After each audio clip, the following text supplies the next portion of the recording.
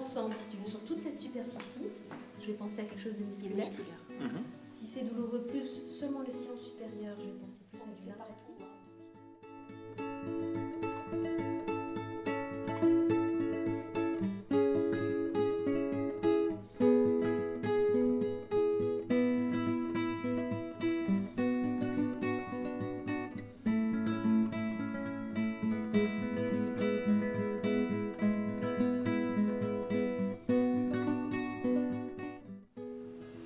Je vous propose une présentation du travail réflexologique du système urinaire.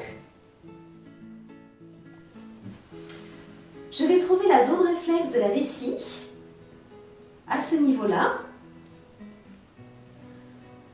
à cheval entre le bord interne du pied et la voûte plantaire. Cette zone peut être plus ou moins marquée. Chez certaines personnes, elle forme un véritable petit coussin qui est visible à l'œil. Je vais travailler cette zone, main de soutien au niveau de l'orteil, j'étire un petit peu l'orteil pour ouvrir ce bord interne du pied, les doigts de la main qui travaille, c'est-à-dire la main interne, celle qui se trouve dans l'axe du corps, les doigts glissent sous le talon. Mon pouce est libre pour travailler ici cette zone de la vessie. Je commence un petit peu avant, en sachant que si c'est douloureux ici, je vais penser au sacrum ou à l'articulation lombo-sacrée. Et une fois que j'arrive dans la partie tissulaire, ici, je suis sur la zone réflexe de la vessie. Ce sillon se juxtapose à la zone réflexe des lombaires, qui est donc légèrement au-dessus. Quand je travaille cette zone des lombaires, je suis en contact avec la partie osseuse du pied, ici, avec l'os qui est ici. Alors que quand je suis sur le sillon supérieur de la vessie, je ne suis pas en contact avec la partie osseuse. Donc je suis en dessous de cette zone réflexe des lombaires. J'ai là mon sillon supérieur de la vessie que je travaille jusqu'à dépasser cette zone, en sachant que si c'est douloureux ici après, ça ne va plus correspondre à la vessie, mais à autre chose. J'effleure peut revenir, je me décale légèrement de la largeur d'un pouce et je chenille cette fois-ci au centre de la zone réflexe de la vessie. J'effectue le sillon plusieurs fois, ici au centre. Et le sillon inférieur de la vessie, quand je travaille direction orteil, va se situer plus au niveau de la voûte, sur le dessous du pied. Je vais avoir ici mon sillon inférieur. Donc je suis à peu près à ce niveau-là du pied.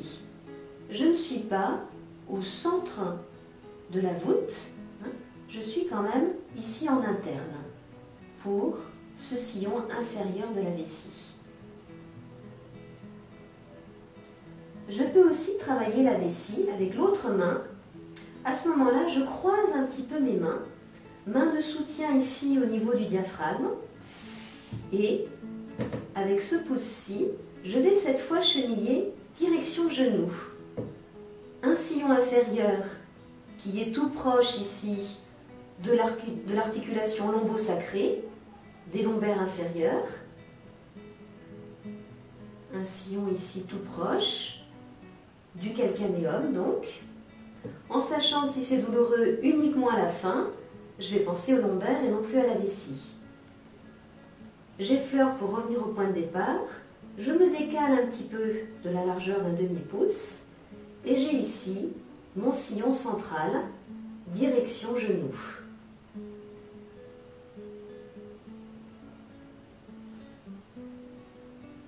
Je commence donc à peu près au centre de la voûte, on va dire, légèrement plus en bord interne, et je chenille sur ce petit coussin plus ou moins visible qui se trouve à ce niveau-là. Le sillon supérieur, je me décale légèrement et je chenille cette fois-ci au sommet de la zone réflexe de la vessie.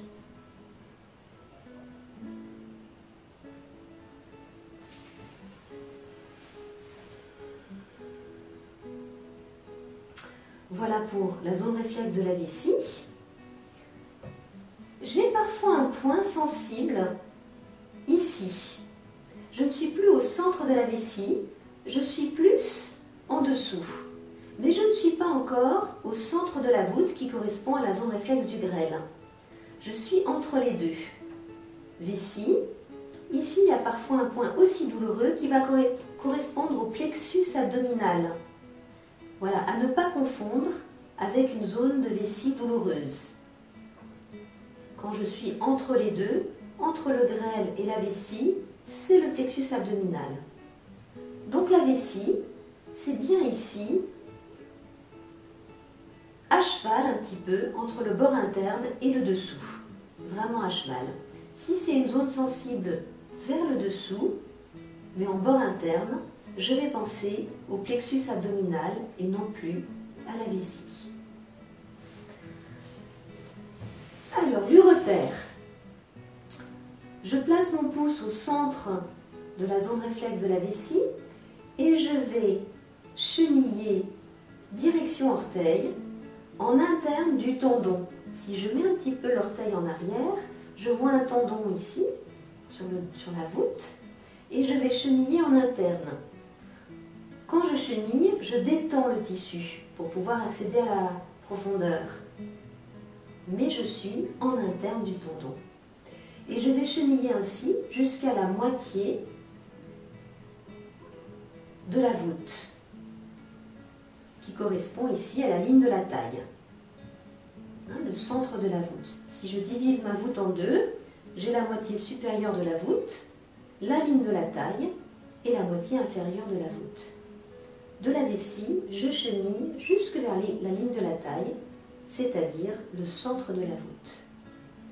Je chenille donc en bord, sur le bord interne de cette voûte. Arrivé à la ligne de la taille, j'effectue un virage ici pour atteindre le centre de la voûte qui va correspondre à la zone réflexe du rein. Je vais cheniller un petit peu dans tous les sens pour atteindre la zone réflexe du rein qui forme parfois, souvent même, un tissu qui a une consistance un petit peu ovale, presque la forme d'un haricot, qui correspond à la forme du rein, ici vraiment au centre de la voûte. Entre talon et coussinet, vraiment ici au centre de la voûte, je vais trouver la zone réflexe du rein, que je chenille dans tous les sens. Le principal étant de décongestionner le tissu. Et pour cela, je suis prête à travailler cette zone dans tous les sens. Je peux aussi travailler cette zone réflexe du rein avec un glissé ferme comme ça, toujours au centre de la voûte plantaire. Je voudrais préciser que je travaille l'ureter en montant, comme vous l'avez remarqué, c'est-à-dire je travaille cette zone de la vessie vers le rein, alors que l'urine s'écoule du rein vers la vessie. Cette zone de l'ureter correspond aussi énergétiquement à la fonction ascendante du rein. Et pour stimuler cette fonction ascendante du rein, je travaille l'ureter en montant.